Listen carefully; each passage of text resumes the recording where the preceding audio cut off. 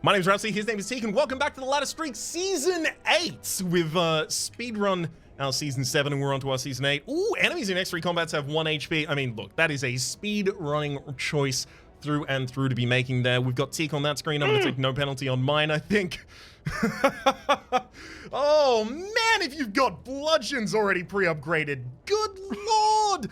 Good lord. I see that Teak is going to have to take a very, very aggressive path here to try and utilize the bonuses, the dividend that he has been paid there by the Astral Abe at the very start in that change. Although it is worth noting, a large amount of Ironclad speedrunning is knowing what amount of damage you are capable of taking and then just healing it up in other fights as you kill an enemy on turn 1, which Teak is going to be denied the possibility of doing as he does not have the Burning Blood beginning relic, but he does manage to get a strength potion, which is going to give him, again, even more possibility of aggression through the path. Picks up Combust, which is going to give him the ability to start doing some AoE damage in these fights as well. You don't want to end up against the slimes without AoE. You don't want to end up against the gremlins without AoE, and you don't want to end up against Slime Boss, again, without AoE. That is the kind of circumstance you would like to avoid, and hell, is offered another little bit of AoE here. We see the Thunderclap being picked up there, and a shop.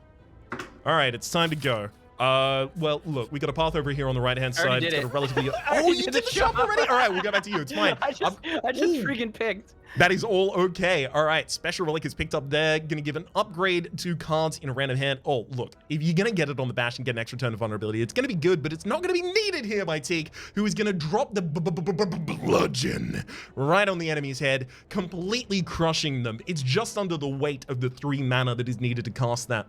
We're seeing now opportunities here for Teak to pick up a little bit of extra damage, realizing when he looks at his deck that he doesn't have that many great ways of transferring strength in damage towards the enemies. He has 1 Thunderclap, so instead of choosing to pick up a spot weakness there, he chose to pick up a Compatriot for the flex that he had just upgraded in the Sword Boomerang, allowing him to utilize that damage a little bit better. That drop kick is especially functioning very well in this kind of a circumstance where not only does he have the upgrades for the things in the deck, but he's also got the Thunderclap and then he's got the bash, right? The upgrades for the things in the deck being the other things like the drop kick itself being upgraded, meaning it doesn't have to take priority to actually be like a relatively considerable course of damage, especially in a turn where Reflect should happen to come up. We see a Bottled Flame pickup. What? A Bottled Flame pickup. Was that the brutality? Wait, was that the bludgeon? Yeah, the bludgeon was within the bottle. Okay, because this is going to give you a lot of fights where you just have the ability to go, you know what? Actually, screw you. I don't want to play with you. And especially if we happen to find another bag of marbles, you're going to end up in a situation where you can do that until reasonable ways through the 2nd floor. Which, of course, we are on our way to here at a hell of a speed with that bludgeon on turn 1. Sword Boomerang, this gremlin knob is regretting waking up this morning, understands that had he made the choice to just sleep in, he would have averted this fate. We've got Matryoshka pick up there, and a Rupture. We've now got a Combustion Synergy. In fact, it's not even just a Combustion Synergy. That Rupture... Wait, is that Rupture going to function with pain? No, it's not going to function with pain. It's not just on HP loss. It's on HP loss from a specific card, and the card triggered by the pain doesn't necessarily do it. But Brutality, Combust, and Rupture. What we're in now is the waiting room. And what is the waiting room for? The waiting room is for the Reaper. Now, I've always said that life is just a big waiting room for a Reaper, but specifically this run right here, that is definitely proving the point there. He has always said that. It's true. It's every single time. The only thing I say off camera, right? The 2 hours that we talk before we actually start a run, the only thing I'm just repeating consistently is death comes for us all. We've got the Brutality being in the opening hand here. That's 2 cards. 2 cards in the opening hand that are locked. We've got a Brutality innate, and we've got the Bludgeon with a sort of pseudo innate courtesy of the bottle. This is going to give Teak a lot of consistent opening turns, but it also means that next floor, he may be denied the ability to defend in the opening turn that he would otherwise require, which might not be that deleterious for some other kinds of Ironclad, but an Ironclad that doesn't have Burning Blood is probably going to be a little bit sad about that. So we'll see the way that Teak intends to address that. It may be addressed with relatively early pickups for the kinds of things that he intends to then utilize more against the heart. Like, how many turns with Shockwave's effect are you really going to get in a run where you're intending to speedrun and blow enemies out? Not a huge amount, but at the heart, a couple turns of weakness. Obviously, burst blocks in situations, the ghostly armor makes a bunch of sense. Impervious also.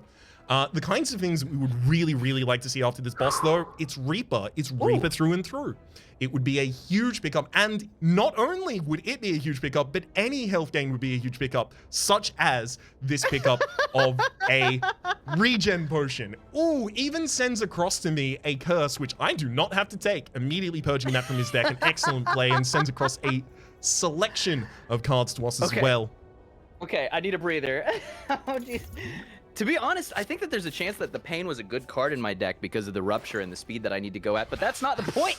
What's the point is that Rhapsody unfortunately cannot pick up Flex Limit Break as nice as it would have been, but the Flex, hey, it's pretty freaking fast. It's pretty freaking fast, mate. Shows off just how fast it is with that clean first fight, picks up that Mirrored Combust in preparation for, whoa, if that ain't some fire spirits, there goes the strike, baby.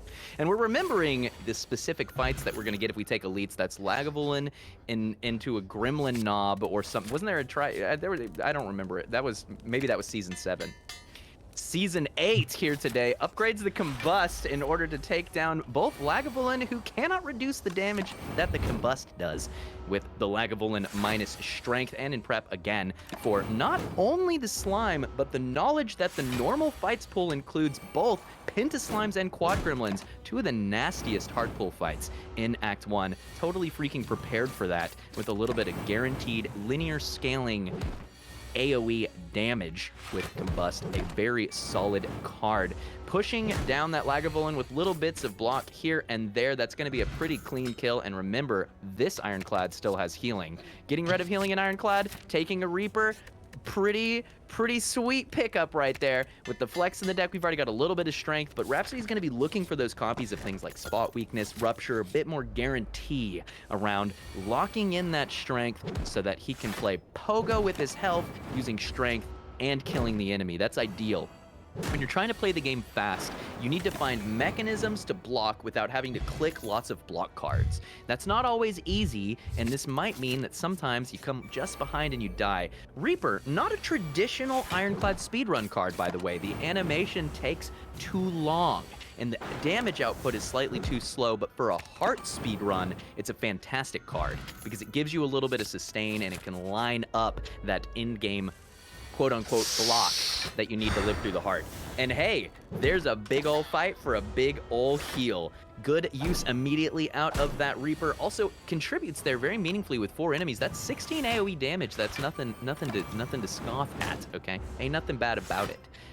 Continues to push down this fight, knowledgeable that if the Shield Gremlin is left as the last contender, they will begin to attack, but really not that scary ultimately. And with double Combust online, man, that dual wield is real tempting. At least thinking about that dual wield with the Reaper in the deck and all sorts of other potential powers in the future takes another fight here into it's a little bit less fights than in my run, actually.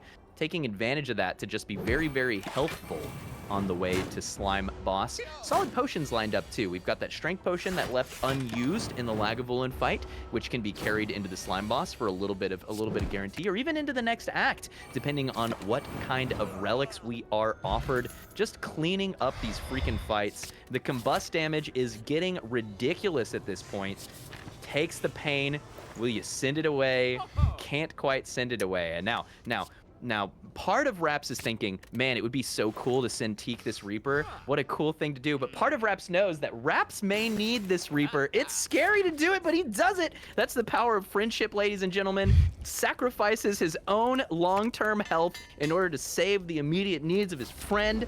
Freaking amazing to see it. You just love to see it. I love to see it because that means that I am more likely to be alive when I'm clicking very fast. Goes into this fight again with the double Combust in a very, very strong position with that gigantic health pool to take advantage of. Going to need to take advantage of all of that AoE damage for hallway fights to secure a couple extra cards for those single target fights. 21 damage around is a lot, but it don't quite kill the heart, right? So that's the long run. How are we going to push down Bronze Automaton? How are we going to close that champ fight? How are we going to beat the heart? We've got good, solid tech for the hallways, but what are we going to do for those other fights, right? And we're looking for this fight to give us some of the answers. We're hoping that we see some of those really solid, just fast forward kind of speed cards that can help this deck continue to function. Now, Rhapsody took a slightly different path than me early in the fight and got rid of that strike early on, which leaves a little bit more space. I can't even. I got my This is just Snecko. spiky. It's all so good. I got my spicy. Snecko immediately after an immolate as well. The immolate pickup over the double tap felt a bit weird at the time, knowing that I had a Reaper in the deck, knowing that I was already positioning myself for more draw, knowing that I had the 2 combusts in there, and was attempting to go towards a Rupture. Unfortunately, I have not managed to find Rupture. That is one thing that would have been another reason to take a couple more fights. Unfortunately, I did not manage to find the Rupture. The Rupture would have been particularly helpful there. We can see Teak already setting up himself with, oh my god, the strength gain. Oh my god, the strength gain. Look at this strengthy boy. Ooh, that's... Look, I don't need to tell you what just happened on screen. A slime boss died. A slime boss gave its dues straight to the grave. Teak, of course, here sitting in the situation where he knows that that bad boy is right there, but it's up against a runic cube. Oh, that's hard. Hard choice to make, but I am intrigued by the differential we have here. The Spine with Friends relic, we have a big house that would actually provide a lot of its benefits to, well, some of its benefits to both of us. 6 max HP getting provided to both of us, a potion getting provided to both of us, as well as a relic gets provided to both of us. Although we also have Mirror Touch, the ability to increase our health and maximum health, and we will share the health and maximum health, so we have the ability for one of us to be a pogo player. That would also give us the ability to have one of us just go, look, Teak is correct. It's click. That's not how speedruns work, Raps. That's not how speedruns work. All right, so I'm gonna click this bad boy right here. I am looking to try and get myself into that shop relatively early if I have the ability, capacity, or... Rhapsody sitting on 274 gold here, which puts him in a pretty good position in order to take a shop and get some value back. Now, what's a little awkward is, as you've gathered, you, the astute viewer, part of how we're kind of running this particular seasons is that speed running for the heart in Spire with friends is truly madness. No one has ever thought that this was a good idea. Nobody still thinks that this is a good idea, but we wanted to try something new and fresh, and we figured on this kind of style, where one person focuses on speed running effectively and the other person can commentate, both locally on the plays and meta level on the long-term plans, the objectives, the shared constraints of the runs. Now, what's a little bit difficult is the play that we just made in taking that mirror touch is a bit of a slow play. We want to pogo around each other, which is going to make it hard to alternate back and forth, but you know what? We're doing it live here, okay? We're going to do our best. Rhapsody sticking to the plan, picks up another Shrug It Off, certainly looking for a corruption in this deck, maybe even tempted by the Feel No Pain, maybe even tempted by the Sling of Courage, goes in a completely different direction than expected, picks up a colorless card, a dramatic entrance to just pump up that initial damage, and I like that play. That's a hot play. That's hot and spicy, and it's going to keep pushing down these hallway fights, which is Rap's plan. Rap's coming up on an intersection after this fight, by the way, going to have multiple opportunities to decide whether to take another shop, not enough money probably to do that, whether to push through an elite into a fire, whether to take an empowered elite, so a nice differentiable path, and takes a sword boomerang, really solid option. Offered the opportunity to lose Snecko Eye for more rare cards. Freaking denied, says Rhapsody. No thank you on your bridge to nowhere, Satan. I'm gonna stay right here in my run and click these cards. Thank you. Fighting the Chosen here. Now, Chosen does something a little bit unkind in Hex, which means that Rhapsody, as he clicks these non-attack cards, is going to be getting dazes. Oh wait, fight's already over. Nerd, does not matter. Your effect is inconsequential. If I am made out of sterner stuff, destroys the enemy, and is now strategizing around a potential Gremlin leader fight. Takes down one enemy, which gives a little bit better AI. As long as the Gremlin leader has one or less allies, there's a strong chance that the Gremlin leader will then resummon, which is, in theory, the least onerous move that they can make. Otherwise, they're buffing or attacking, and that gets out of control very quickly. So managing summons is very, very important in this fight. Rhapsody managing them quite simply. Now, we are coming up on the point to where we might have to alternate back in order to recover some of this health with some rupture plays. I'm suspecting that going into a fire after this and then alternating runs is gonna be the best bet that we have to try to manage that health. But what do I know? I just work here. What do I really know? Destroys the Gremlin leader, gets that Matryoshka from before, takes a Dark Embrace to lock down that long run, hoping, and now we have for the corruption. beginning here of Teak's run. The Reaper has been passed over. We have a giant max HP pool, and as you'll recall, resting does recover a percentage of your max HP, right? So the fact that we have a much higher max HP means that those rests are far more valuable. You can afford to take a lot more damage when you know that you are going to be recovering a lot more damage in the fights thereafter. Teak here is taking just a little bit of damage to one of them in order to draw 5 extra cards here. It is a giant pickup of value. Unfortunately, the enemies have decided to be incredibly aggressive here, so Teak is making a bit of a scramble to get a little bit of defense online. Not necessarily... in the unfortunate position of drawing the Thunderclap with the Pommel Strike, immediately invalidating the ability to play the Thunderclap into the drop kick, which would have been a good way to put one of these enemies on the ground. It's also worth noting that Teak is probably in a position where he may want the enemies to be on the ground prior to the drop of a Reaper. So we'll see whether or not he has the ability to do that, or if just has to drop the Reaper at the moment. It looks like it is entirely possible he just has to drop the Reaper at the moment. He may end up lowering his damage actually overall had he have gone with the other game plan. It is also worth noting that Teak does have a regen potion available. It is entirely possible that he gets to an elite fight and then pops a regen potion, possibly has even 2 regen potions at that point.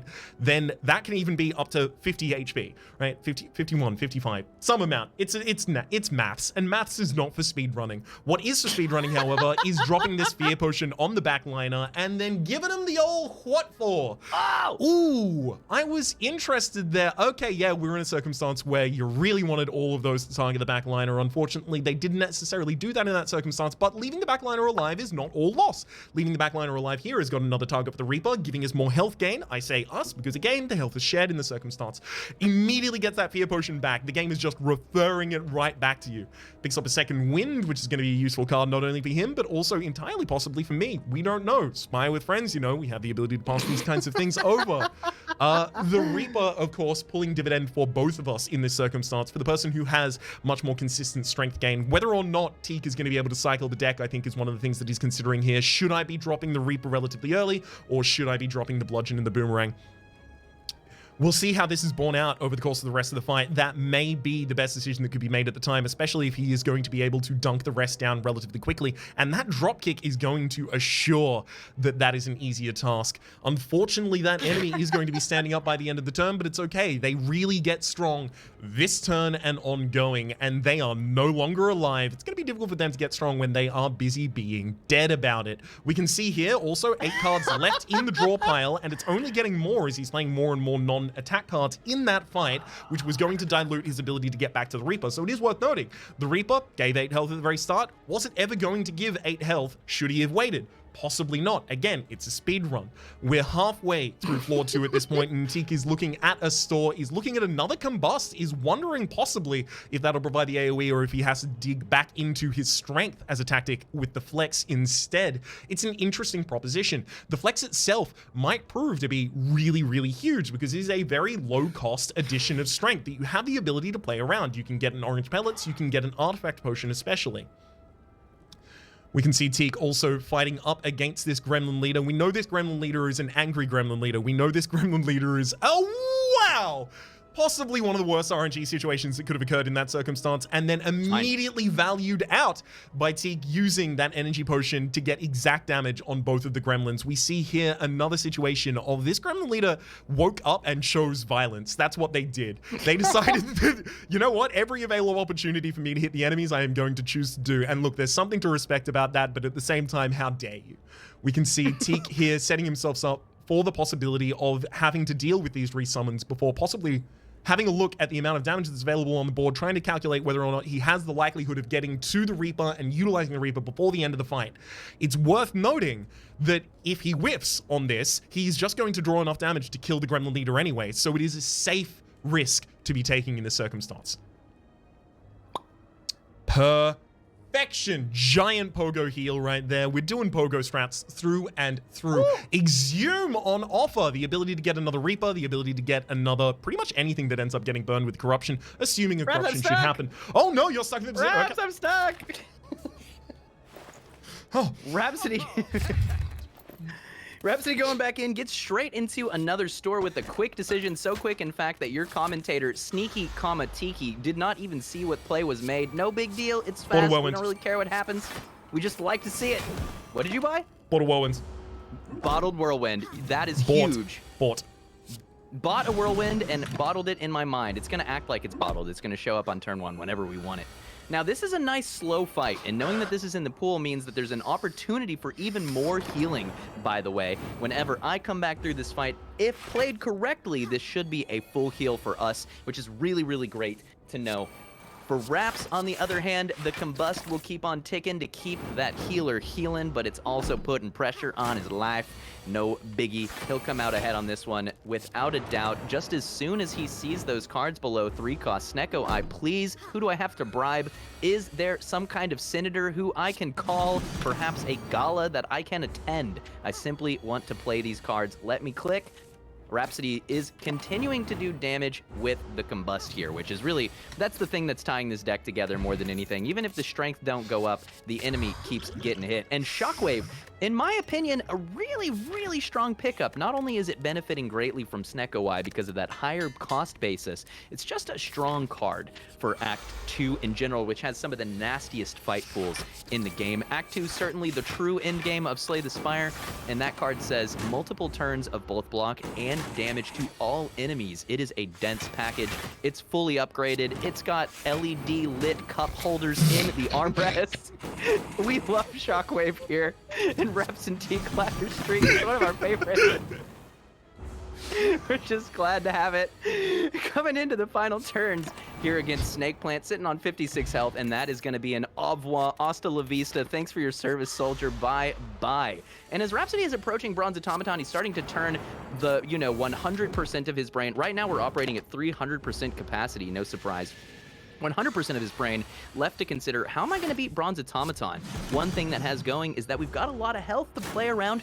Theoretically, now neither of us bought a fairy in a bottle, which was on offer for at least me, and so that's a little bit scary. We do have this one thing to play around, which is this giant hyper beam turn. And now Rhapsody will have a good position scaling through the orbs. There's that fairy in a bottle. That's going to be an easy discard. That's both of our lives saved with the fairy in a bottle. It's a huge heal because of our shared health pool. The heavy blade there, at least a little bit tempting with the Snecko Eye, decides not to do it. Has different plans for how to take down this boss. Now, Slaver's fight, as much as I want to talk about Bronze Automaton, right now we're in the here and now. Rhapsody knows that this is a high aggression fight, but takes advantage of the double play of that Combust to really get online. How did that Combust double play? I don't even really understand what I just saw. Why did it play twice? Oh, did you play a double potion? You played a duplication potion. Yeah, nice. Playing so fast that even the commentator cannot keep up. Looking for head nods from the runner. Truly unfair to ask for so much engagement, but clears the fight, finds the limit break, looks like scaling, tries to send the limit break to me so that I can heal us even more. You'll freaking love to see it. Gets rid of that Niao's Lament. What just happened? You have a Niao's Lament waiting for you. Do you want to one-shot the automaton? That's freaking amazing. Do you want to one-shot the automaton? Because I want you to one-shot the automaton. We've got a Niao's Lament. Niao's Lament says your next 3 fights have enemies on 1 HP. It is worth noting that anytime you send something Inspire with Friends to another player, it refreshes all of its charges, or it maintains the charges should it be something like a Giria kind of situation. We see Teak here choosing whether or not he throws away that boot in order to get rarer cards. It does make sense, especially for Teak right now. The Limit Break, the Corruption, the Reaper. Gosh, Feed would still be nice in this circumstance even.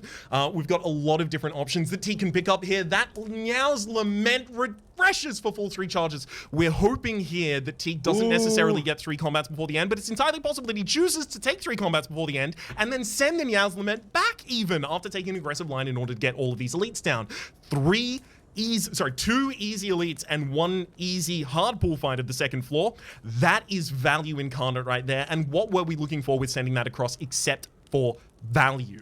Teak picks up the Red Skull here, an incredible pickup, and we already see the Niao's Lament is paying off. Do you want the demon form? Yes. We already see that we have the gift from Loth paying off there, the rare cards really coming into their own. We also end up with the pickup of a demon form, which is actually going to give me some appreciable ability to gain strength in the deck that was already positioning itself for it. Now, I'm fine to position away from strength, but I will need some kind of scaling, as Teak was talking about there. Not just the automaton is looming in the future. Not only is there the automaton, there's a 3rd floor boss, and then there's a 4th floor boss after it, and there's a heart after the 4th floor boss, because the Spire Shield and Spear are serious problems. They could be a real hassle. However, I did pick up the Whirlwind. The Whirlwind is going to be a large amount of my game plan in those kind of situations. The Snake Plant here doing what the Snake Plant does best, which is damage. It is damage, friends. Teak, of course, being strong enough here to have the ability to kill the enemy in this instance. I'm almost certain. Am I wrong? The vulnerability with the sword boomerang and the amount of strength at the time? You're not wrong. I'm trying to block so that I can heal. Trying to block and has the ability to heal, right. Looking for an opportunity to play out another Reaper here. It's entirely possible the opportunity to play out another Reaper here is not necessarily available, but seeing the line for 20 block against 21 incoming damage, knowing that the enemy is attacked for the last 2 turns, the Snake Plant is going to be doing a debuff this turn, sets up Teak for the possibility of throwing a Limit Break and a Reaper into the situation and gaining back a appreciable amount of HP. Although, Teak is still sitting on that red skull. The red skull is very good for Teak at this point. It is going to make the pogo far more effective. Teak also finds himself in the position where, unfortunately, not necessarily anything there grand to send across, unless Teak decided that he doesn't want the bludgeon in the opening hand anymore and instead wants me to put a whirlwind in my opening hand. I have lower energy than the main character at this point, so it is entirely possible. That works? Does that unbottle the bludgeon? I think it does unbottle the bludgeon when it breaks, yes. Do you want a bottle flame? I easily could, but look, it's probably not that relevant, to be entirely honest. No, we need it. We have to do this. Okay. Now, am I gonna go pogo? I think I'm gonna go pogo. I think pogo is in this circumstance a good decision. A good decision to be sure. Do you think you're going to end this fight on high HP? Because if you think you're going to end this fight on high HP, I would say that you should probably take the fight first. If not, then it is comfortable for me as well. I need to take the fight first. You need to take the fight first? Correct. I'm trying to decide if I need to rest. Agreed. I think you probably do need to rest, especially, in fact, I can rest as well. I can even hold on. I can hold on my screen and see. Yeah, I'll hold on my screen and see. It's in a position where Teak was aware of the fact that my strength, my ability to scale is not necessarily here. I've got a lot of setup for ability to scale, right? I've got Feel No Pain for the defensive. Oh, I did not necessarily. What was up? I bloodletting to get below half so that it would get the red skull so I could limit break. That is a hell of a play, mon frere.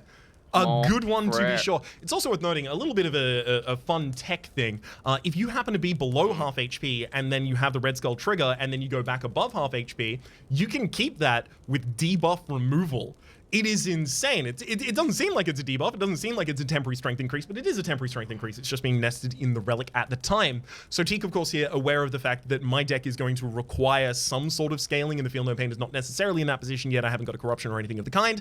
Wanted to send a demon form across, wasn't given the option to send the demon form across in the Courier at the time, is currently considering how much of an approach he really needs to make towards removing, yes, I like that play, getting the ability to actually get vulnerability on the main target. The orb in the backline has taken Reaper just to hold it. They're just holding it for the moment. They're just keeping it safe, keeping it precious, keeping it close to them. Unfortunately, it does mean that the backline target is going to need to die in order to get Reaper to then try and deal damage to the backline target. Hang on, how's that going to work? They had to die to get it. Unfortunately, this does mean that it's ended up in a situation where Teak may be incentivized to directly attack the backliner rather than kind of take them down in an AoE circumstance in order to try and pogo his health back up.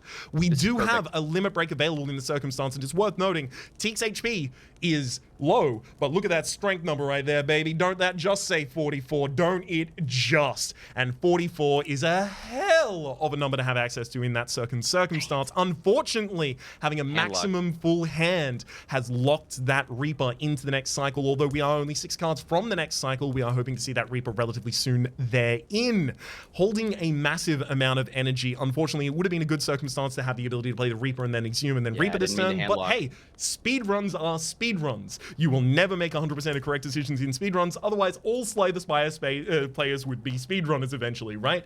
It's a different kind of consideration. It's a different kind of thing that you are doing consistently.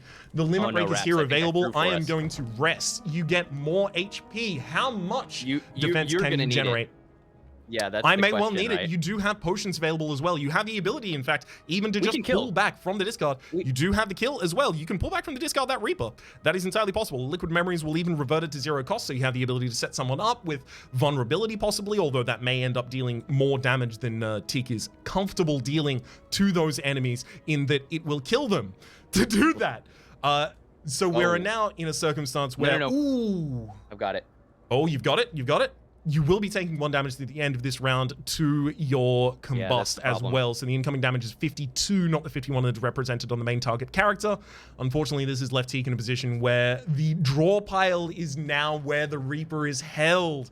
So we're looking for some sort of circumstance where he can generate block in this instance, or I'm looking for the ability to go into the fight and then kill the enemy and then die to the enemy to heal Teak back up with the fairy potion that I have in this instance. We're going to be jumping back to me at this point. Can you win on 42?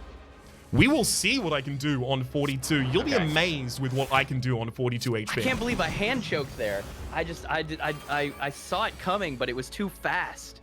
That was an easy full heal. That's okay. Kind of thing that will happen. That's the rub. Rhapsody in a potentially strong position anyway, with the combusts able to push down the enemy very quickly, will be forced to do so. However, living through... Wait a minute.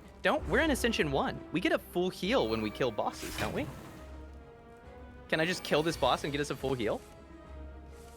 I don't know if it triggers until we move to the next screen. But you do move to the next screen. Oh no, it triggers when we move to the next floor, doesn't it? Let's see what it does. There's another Reaper, Impervious and Fiendfire. Good picks available. Unfortunately, it's not doing anything with the HP, and I don't think it's going to do it until after the Spire with French Chest. So we're in a situation here where I am looking down the barrel of my first death, but that is okay. We have the ability to nest a couple of deaths in here. And that's why we bought that fairy in a bottle, and so it's not a horrible thing. 6, 6, 27. So I do not have the ability to defend myself in this circumstance. YouTube chat. I will instead pump in as much damage as I possibly can to this backliner. They are currently holding a card for me. That Feel No Pain just being held in escrow. We'll have the ability to pull that back out there. Ooh, unfortunately, we end up in a situation where we do have one companion piece. It's going to be a Thunderclap, Thunderclap, Thunderclap, unfortunately, in this instance. We'll have that first line target taken down. Through that hyper beam, are you able to produce that amount of block? You've got the weakness, which helps. There's an impervious, which really helps. Does that get you there? Like that might just help us enough. Now I have to think about the kinds of things that are going to give me the damage that I'm going to need in the future. So instead, I'm going to put I'm going to put a duel back atop the deck because I am still going to need to put out damage. There's no doubt. It's going to come down to draws. Bloodletting increasingly tempting. Pushing out damage in whatever way possible, but unfortunately cannot scale that damage output, which is tough. We do still have another life to use, notably. We're hoping not to use it, but it's looking like there's not many options. Headbutting back whatever wins the fight is really all it boils down to. Life happens on the second hit, which is really nice there, actually, because that leaves us in a better position for the full heal. Not well managed by me, really. It comes down to the fact that the hand cap there really killed us. I wasn't even thinking about drawing a card with the play and not being able to put the Reaper into the hand. But you live and you learn. When you play Spire fast, sometimes you get burnt. That's the name of the game. Sometimes you gotta get through it. I was trying to find a rhyme there. I was going to say you get turnt, but that means something very different. So Rhapsody taking an offering to keep the pace even higher, considering here whether or not to take Pandora's box in order to revolutionize that deck. Gets absolutely rewarded with the corruption. You freaking love to see it. Pneumatic Post, which I've never seen. You can re-roll available items once per courier. Cards sent by courier are upgraded. Will never offer Cauldron or Orrery. Pretty sweet though. And Message in a Bottle. Upon pickup, each teammate chooses a card. This card is removed from their deck, and your teammates will start each combat with this card in their hand. If sent, Genetic Algorithm and Ritual Dagger will not be able to grow further. Rhapsody considering the possibilities. What could I receive from Teak? What kind of ridiculous things could I get online? If only I had upgraded that demon form, I could give it to you on turn 1, fully upgraded. What are you thinking? I'm thinking a demon form unupgraded on turn 1, played with the Snecko Eye, randomizing the cost of it is gonna be enough to be comfortable. You just take it. You just call it good enough. Okay. Exactly, right? Because my damage instances, especially near the end, were very individual quantized hits rather than any other giant appreciable effect. This also gives us the ability to send from me to you. I mean, look, I could send a Corruption or a Dark Embracer and those kinds of things, but I think for you maybe one of the best things I could do would probably even be offering. Offering for me, if it comes into my hand and it's 2 costs, I'm happy to have the draw from it, but it's a lot of HP loss for a deck that doesn't have a huge amount of heal, and also sometimes it'll just come into my hand and I don't want to play it. However, Teak without the randomized costs here is going to be a lot more pleased to be playing that card relatively consistently. I think, in fact, we will set over... Ooh, I'm 0 for softlock, so I have to press the 0 to complete. And I think, in fact, I'm going to jump over to Teak here in order to see how he approaches the beginning of this act.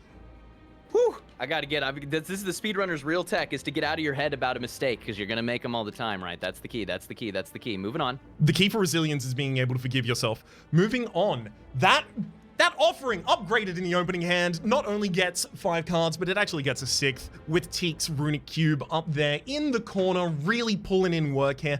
It's interesting. We've got Teak in a position where it is a shorter distance in order to get to half HP. So what I did there by dying in the fight was actually buff us. It was a strategic play the entire time, you see. Ooh, we've got an Immolate in this position where you do have the ability to get a lot of damage out against the enemies, but you are trying to think about exactly how much HP you are going to be leaving your character on. Teak here, of course, knowing that Reaper has the ability to be brought back with an Exhume that exists in the deck, so he doesn't have to worry entirely about the damage that may be taken on this turn unless that final draw, again, one key point that we haven't made at this point. 2 Reapers now. 2 Reapers now, and there is a Runic Cube there. Runic Cube and Combust anti-synergize in an interesting way, where the Combust deals the damage to you at the end of your turn, so it draws you a card before you discard the hand. So it's entirely possible he could have been in that situation, then drawn the Exhume and discarded it, or drawn a Reaper and then discarded it. Did not necessarily. Here, uses the opportunity to pick up another potion. In doing so, picks up the Explosive Potion. The Explosive Potion, 10 damage to all enemies at the exact same time. It is a very, very useful tool. Also, a useful tool is this Orange Pellets, which I think Teak is looking at the balance of his deck, seeing if he has the ability to utilize in any kind of important way, is possibly looking for a little bit more pickup of some powers going forward in order to be able to actually lock that in. Has a Courier coming up in the near future. That Courier even has a shop directly behind it, so it's entirely possible that that Courier then gets to be a double used space of some variety. Teak is on a deadline here for a Elite in a couple spaces time, and that Elite also has a chest behind it, so I would not be surprised entirely to share a couple of those spaces just such that I have the ability to pick up the chest. My long-term considerations are scaling. Wow. Teak's long-term considerations are not necessarily scaling. It is the management of these resources in terms of not mana, not cards, all mana cards, and health. Health is a resource. Health is a resource. It is very important to know. It's going to be very important to know because we're going to go into that hard fight, and health is going to be a hell of a resource. We're going to be spending it in order to buy turns against the enemy. Teak here having an event that is a little bit of a difficult consideration here. Those Madness is really begging to be in a deck that wants to play for longer, and us needing I just don't want to lose the max HP. Naturally. Hopefully we end up in a circumstance where Teak now finds some sort of a max HP gaining relic that we have the ability to pass back and forth. Again, Spy with Friends having the ability to pass the relics back and forth. Not only do they refresh charges, but they also re-trigger on pickup effects. So Mango here would be 14 max HP, pass it over to me, another 14 max HP, pass it back, another 14 max HP, so on and so forth. Teak here in the Reptomancer fight, a very, very, very aggressive fight. We can end up in this situation where we just pop half our HP on the second turn. Teak here avoiding that entirely with an early flex and AoE. Ooh, picks up the permanent. Was going to use the bludgeon, but realized that no AoE card was going to be capable of being played. After that, a 3 cost and a 2 cost does not a 4 mana turn make. The Reptomancer here choosing not to take a particularly aggressive line, making it a breeze through that turn, which unfortunately echoes poorly for the second turn that we are about to receive. I'm looking for a big damage hit here from the Reptomancer. It's just a couple hits. It is completely fine and can also be taken down directly with that bludgeon. No consideration needed for extra HP after the fight when you leave it on that much HP. The offerings are huge here. Each of those 6 HPs that is lost to an offering is going to be paid in dividend far more times over in interest from all of the other things available. Look, it is entirely possible, but I think I'm going to have to go to a bunch of fights because I am really looking for cards right now. So I think my event considerations are going to have to be abated in a little bit of a circumstance. We'll see here Teak judging his deck to be very, very powerful, and I definitely agree. Taking out this nemesis. That is me speaking future tense because this nemesis is going to die. Guarantee it. Seeing this limit break again pop off in that opening hand, it is a damn good position. This limit break is in an interesting position where it may not even necessarily want to be upgraded. Just that one boost of 4 energy, 7 energy, if it's late in the deck, possibly even 10, is enough in a lot of these circumstances. And it's also worth noting how many times is Teak cycling around to the second cycle of the deck. Not very commonly. Not very commonly at all, although more commonly with the offerings and boss fights. We'll see that is going to happen more in the heart fight, so it's entirely possible that when Teak chooses to upgrade the limit break, it will be before the heart fight. We now have another Reaper going out in this position and then setting that Reaper nemesis. On the intangible turn for that. That's pretty sweet. That'll do it. That'll do it though. Feel No Pain Do I need to take a Feel No Pain pre-upgraded for you? here. It's entirely possible that you may need to take a Feel No Pain for me. I do have a Corruption in this deck. I am going to be starting to stack some more stuff into here. Also, Entropic Brew being a deeply, deeply valuable potion. Teak assessing and realizing that that shadow potion there, the discard and pickup potion that I always forget the name of, is going to be a damn useful tool for making sure that he can throw away some burns, possibly some deck malfeasance that is being committed to by the enemy, and instead find a far more powerful turn. It's also worth noting that with the offerings in the deck and the runic cube, Teak is often rocking a hand of 10 full cards, getting that Gambler's Brew, remembered its name, to get its full possible impact there in throwing 10 cards and drawing 10 cards. Has the ability even to set himself into a cycle should he want. Those exhumes, or rather that exhume, is only getting better as Teak is picking up more cards that synergize with it. Obviously, sorry.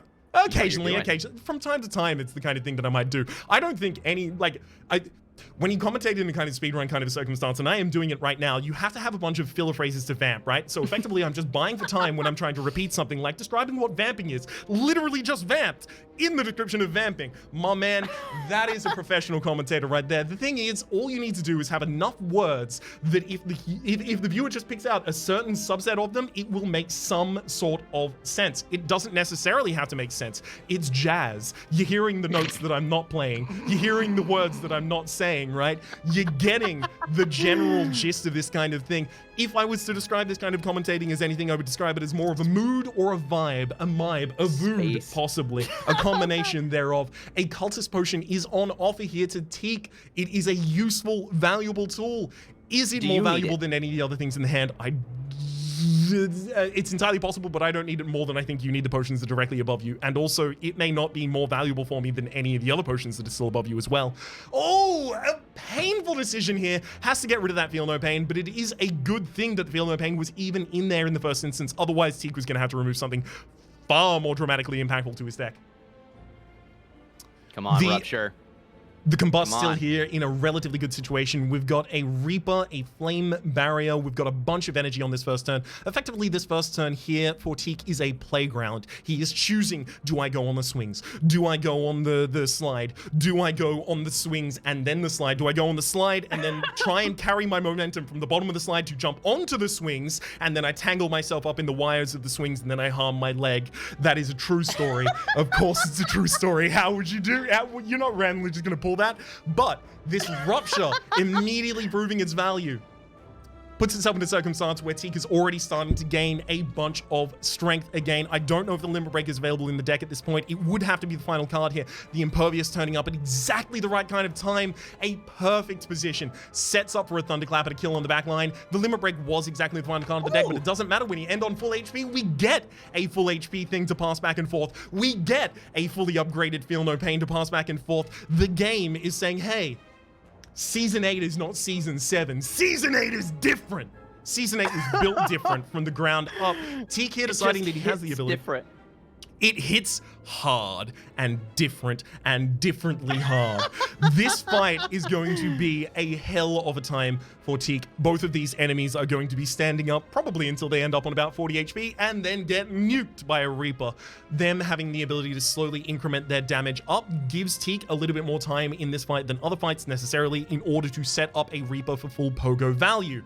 We'll see here how Teak is going to be approaching that. The offering picked up Oh my god, this is a hand with infinite energy. Do what you want. Do whatever the heck you want with this hand. That's what this hand is saying to Teak loud and clearly. The Exhume may yet be available in the deck. Unfortunately, that's Sood Boomerang, which again, it's just a mood of a sword boomerang. Decided to go exclusively for the frontline target, unfortunately removing one of the targets that could have been taking Reaper charges. But again, does that matter when Teak is as healthy as he is, baby?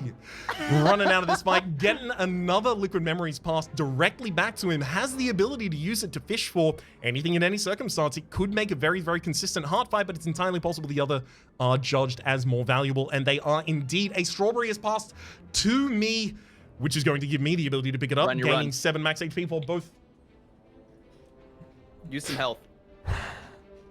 The position that we're in here, and the reason that I took myself out of the player's chair and into the commentator's chair, is that since we are currently sitting at max HP and my deck now has the ability to heal us to full at any given time, assuming, like, I don't know, you don't choke your hand out, Rhapsody should be able to use that health in order to get through this act and to fish for some stronger cards. Certainly, it is clear for whom the cards are currently stacked. Rhapsody in a difficult position with the Snecko Eye, but no fourth energy, really fishing for strong cards to get off the ground. The Demon Form will help. The Dark Embrace will help. The Corruption. Do you have a Corruption? You have a Corruption now. The Corruption will help.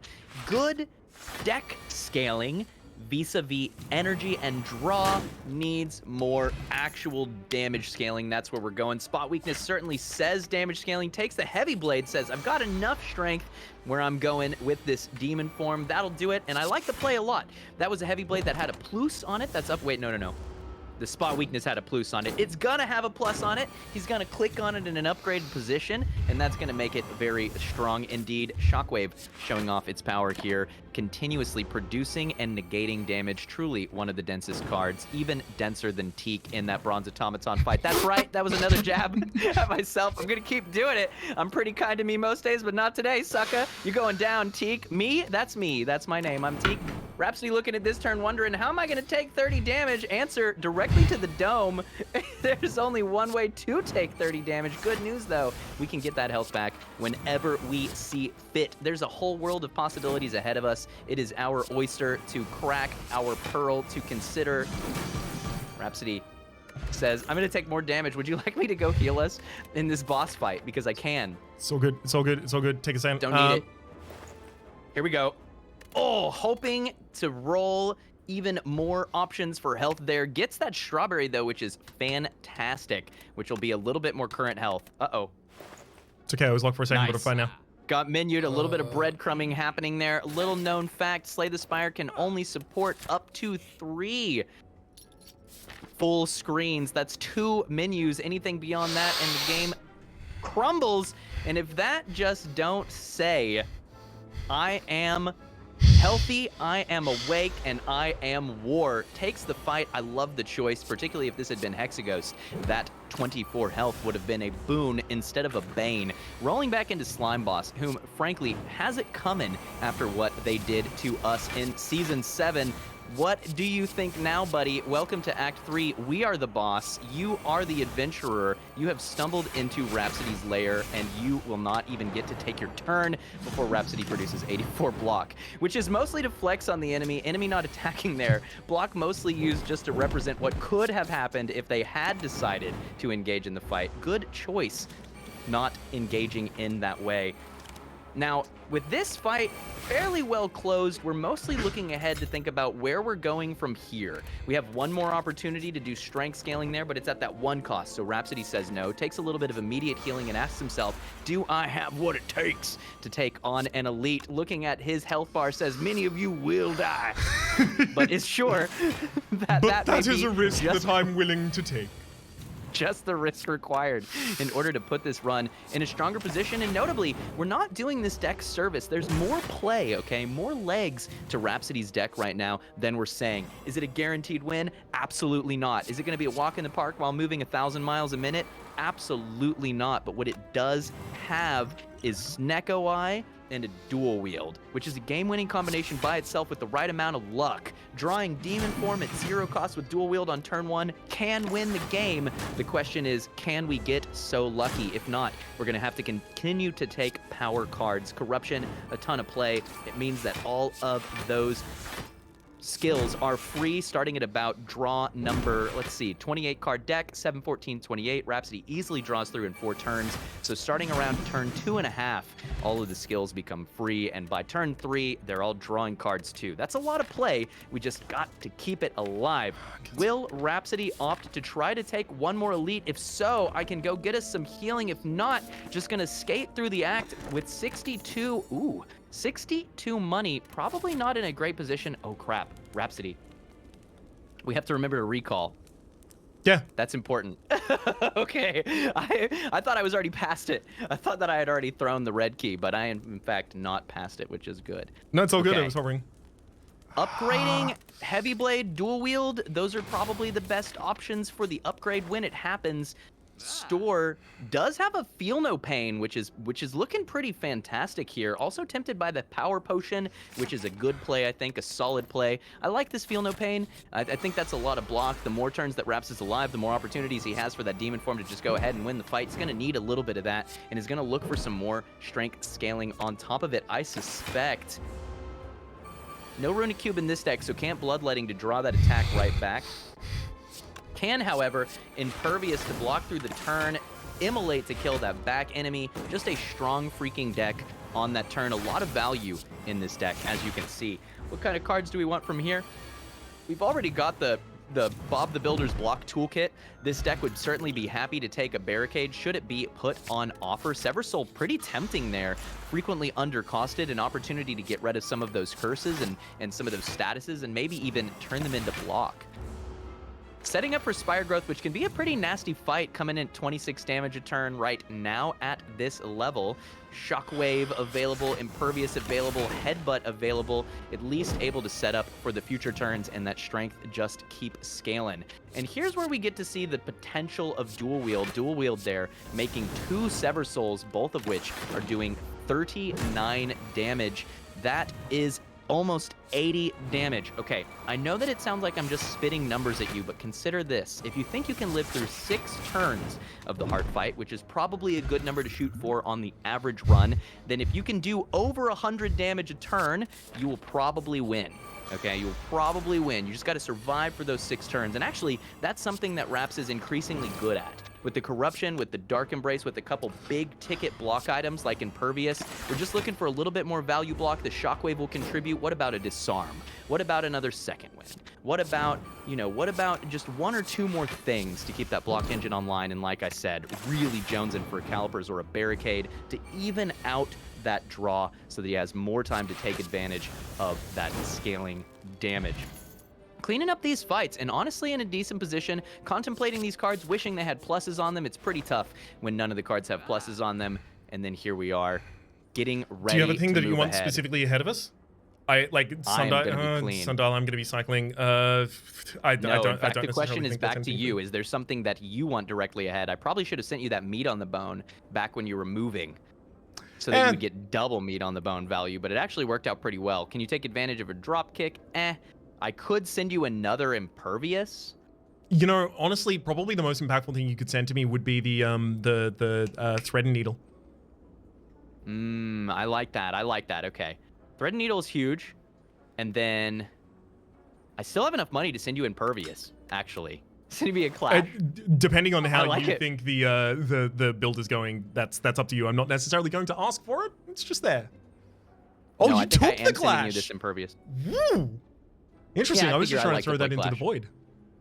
Okay, Good and Impervious, this pick up revealed as well. another deck, but I can't afford to buy it. That is a-okay, friendo.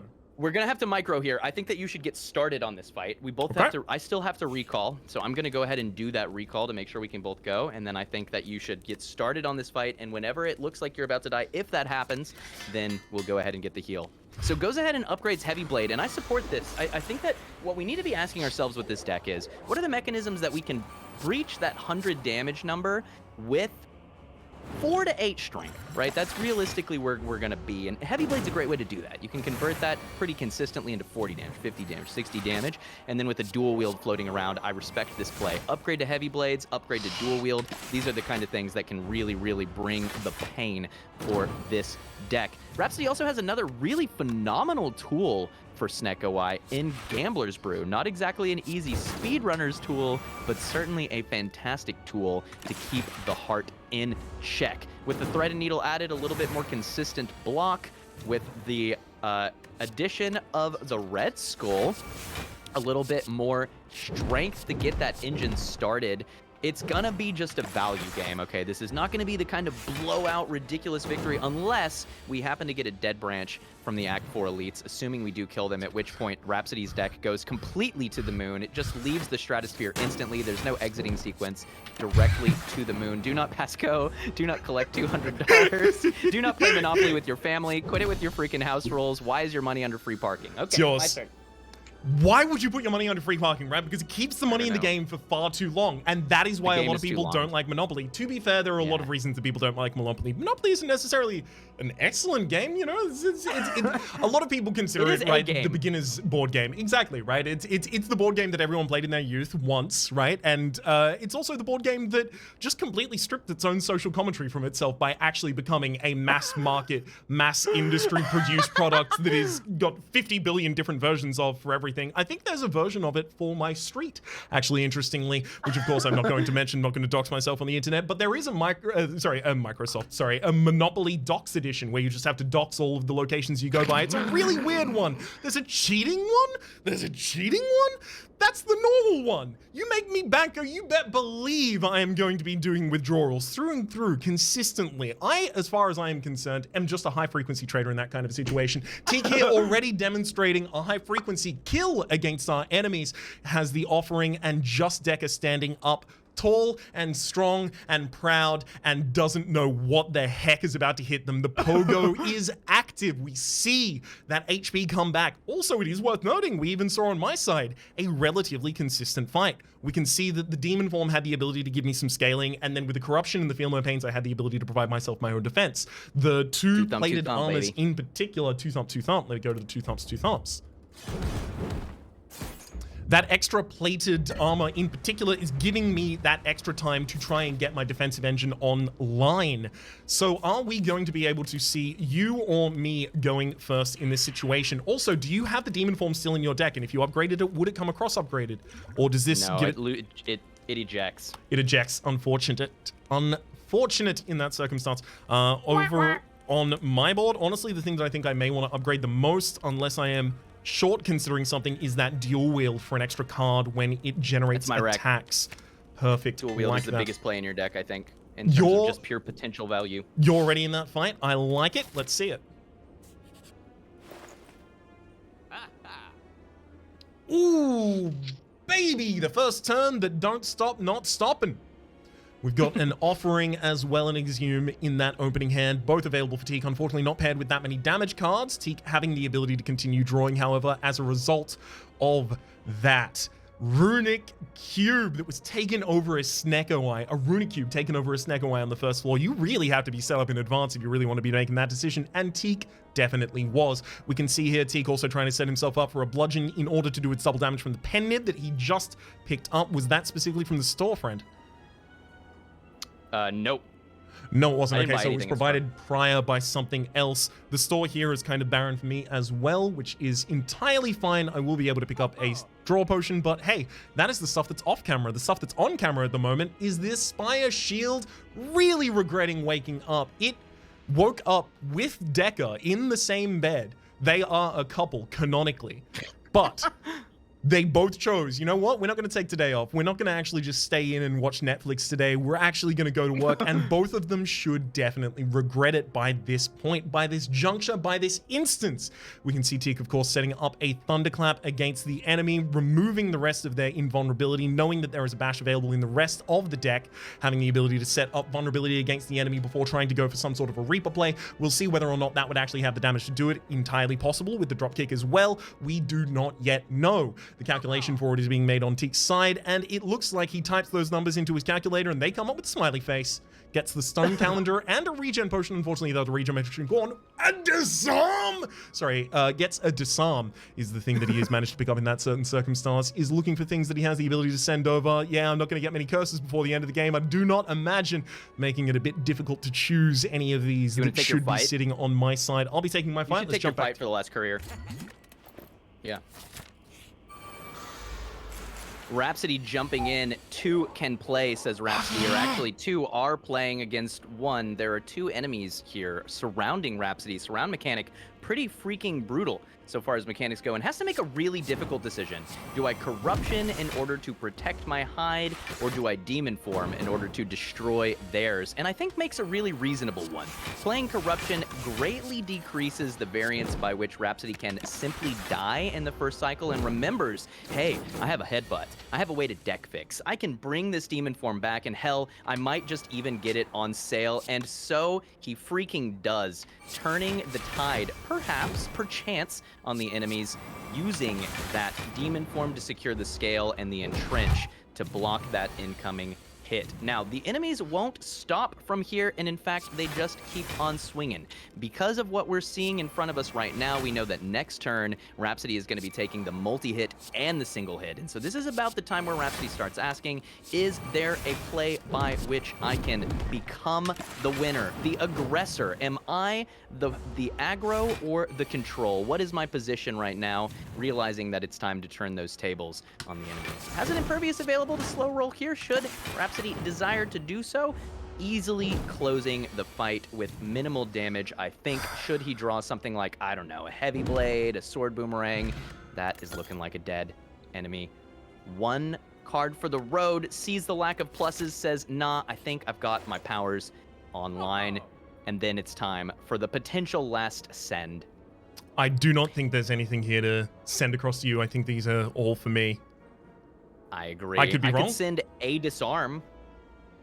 You could send a disarm. I worry that the turns that I block, I hard overblock. Yep. So the circumstances where disarm is a giant amount of my block is relatively small. I can corruption first cycle quite consistently. So I've got this the Swift Potion drawing 3 extra cards into the total opening hand, and then a Gambler's Potion possibly throwing all of them away. Can you survive it? Oh, can I survive corruption first cycle? That's the question.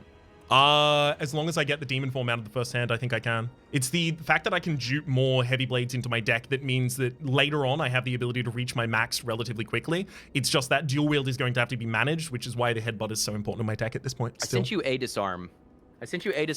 And remember, I can theoretically heal 3 times. So I think that I'm going to keep commentating, and you're going to start this hard fight, especially since I have a little bit more potion play too.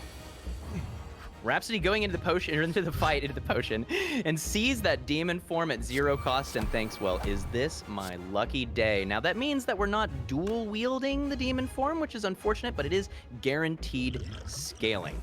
Looking to try to get a little bit more play out of that first turn too, heavily considering the disarm, because that means that in the multi-attack turn, he will not have to block, which saves him a lot of power for that second cycle. I like the play, I respect the play, I support the play. Considers now pitching almost the entire hand in order to look for more of those power cards, looking at that shockwave, looking at metallicize. Still thinking about that disarm. I like it. I like it a lot here. All right, with the enemy disarmed, the multi-hit turn is no longer a threat, and we get lucky here to see it first, or perhaps unlucky, given that this hand drew almost exclusively block. The dual wield was ideally seen next to a power, next to a heavy blade, but slow starts may beget ferocious endings, or at least that's what we hope to see out of the deck. Able to land another shockwave, which means permanent vulnerable and weakness for this fight realistically. Considering whether to draw further, chooses to do so, considering whether to combust. Ultimately only taking 22 damage because of all of the various metallicize and stacking block effects. So really not too bad. And with the enemy needing to recover some of that minus strength here, with all of the vulnerable falling off of Raps, and with the weakness sticking around, we've got a little bit of rope to play with. And remember that because this is Ascension 1, our damage cap is 300 instead of the 200 that you may be accustomed to at Ascension 20. That's a big deal, because it means that if we have to make a blowout play on turn 8 or 9, we can do so in order to close down the fight. Sees power through, sees ghostly armor, sees a potential entrench, considers what to do. I think playing the combust is a solid play. Every bit of damage. No, it's this. It's that goes there, and then we use the bloodletting, and come on. Nice. Nice. That's going to be a fight close if I've ever seen one. Multiple heavy blade online, being able to seek out that damage cap when we need it.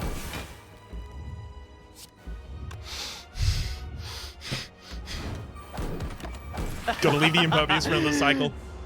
Within one turn of my bated breath, even the commentators, the entire couch is stunned into silence, watching what is occurring in front of our eyes, us, me. It's just me. There's only been one commentator the whole time. Whirlwind. And I mean, if we want to have the audio available in your fight, I've got to close. stop doing this. That's the close. We've got it.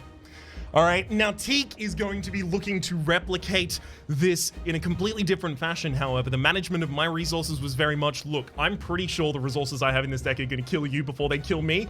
In Teak's case, it's going to be, look, I'm going to kill myself faster than you kill me, but then I'm going to anti-kill myself before you can finish killing me, and then kill you right back. So it's a pogo, right?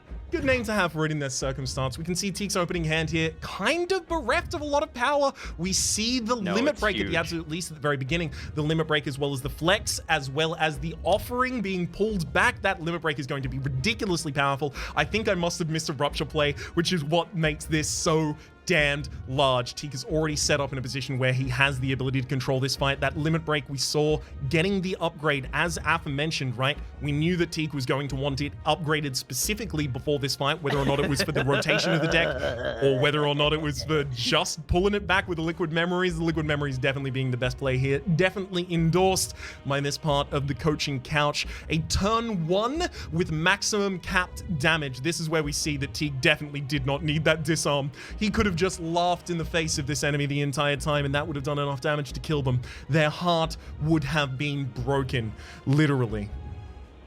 We are now in the circumstance where Teak is 2 turns from winning, and that is exclusively due to the fact that the game will not let him win any dang faster.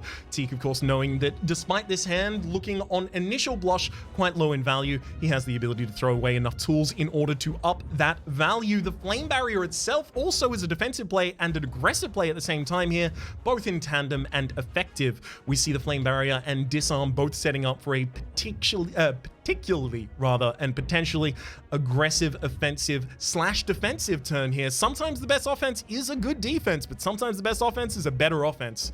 You can end up in a situation where Teak currently uses the ability to extend the turn to try and find another 45 damage. That is a hard flex if I've ever seen one in a deck that's damned well full of them. Teak, of course, has the next turn with the large hit, as we saw prior, knowing here that no large hit can stop this run. Thunderstruck! Whoa, whoa, whoa! You bet! Thunder! Is that a speed run? Was that a speed run? An Our Heart Spire with Friends is pretty freaking sweet. And these decks were high octane, and we recovered from some pretty egregious mistakes, like, I don't know, hand capping against Bronze Automaton in the Act 2 boss fight, thus missing the Reaper and killing my compatriot. That's pretty brutal. I basically picked up the gun and pointed it at you and said, suck it. But we won anyway, and that's awesome. So it is. In the We've got to let the art play. We absolutely must. Apparently the art had been the art has been changed since we had last played. Nice. That's very cute. This is absolutely adorable. In fact, I want to very quickly take a moment to have a look at the credit screen so that I can see if that has a credit for the person who did that art, because that is damned adorable. Although the screen here is going to be coming down a bit slowly, which is kind of antithetical to the speedrun. It's entirely possible that instead here, I am going to double click a couple times, then pull up the mod screen, see if it's in the mod screen. If it's not in the mod screen, then guess what? You're about to be treated to the speedrun of an outro entirely as well. Where are we? Relic stats, Spy with Friends, Spy with Friends. Unfortunately, this does not look like it necessarily has it. I'm going to assume errantly that the final person contributing here, Flannel Violin, did it. So well done, Flannel Violin and or Formal Spine Captain Hecker. It's entirely possible. It could have been, oh, those are on the Patreon. So it looks like it's Chrono or right. It's entirely possible that it was Chrono. I know Chrono was done art in the art prior. was contributed by someone else. The art was contributed by someone else. It could have been Chrono. We no, will the probably. Private Friends art was. Yeah, we'll look it up. We'll look it up. The Pride with Friends art was Sir Theodis. We definitely will make sure that I leave that in the top of the description down below, as well as the links to all of the other relevant content that you could possibly be looking for. But for the moment, this has been the start of Season 8 of The Ladder Streak. My name has been Rhapsody. His name has been sneakyteak. Hopefully you've been enjoying yourselves, and hopefully we'll see you next time!